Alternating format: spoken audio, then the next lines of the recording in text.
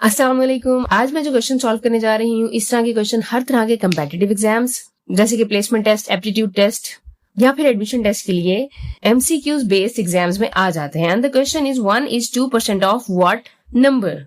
तो सबसे पहले हम इस स्टेटमेंट को इक्वेशन में कन्वर्ट करेंगे। इक्वेशन में कैसे कन्वर्ट करेंगे?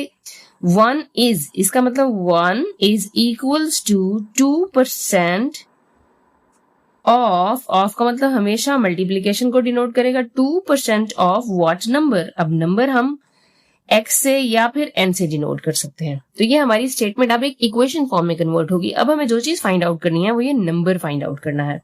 तो कैसे करेंगे? देखें, 1 इज 2%। 2 से क्या मुराद है? 2/100 मल्टीप्लाइड बाय n।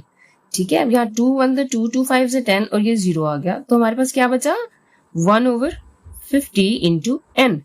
अब हमें चूंकि n चाहिए, 50 इस तरफ ले जाएंगे इक्वेशन के इस तरफ, तो ये डिवाइड हो रहा है तो इधर आके क्या हो जाएगा? मल्टीप्लाई हो जाएगा।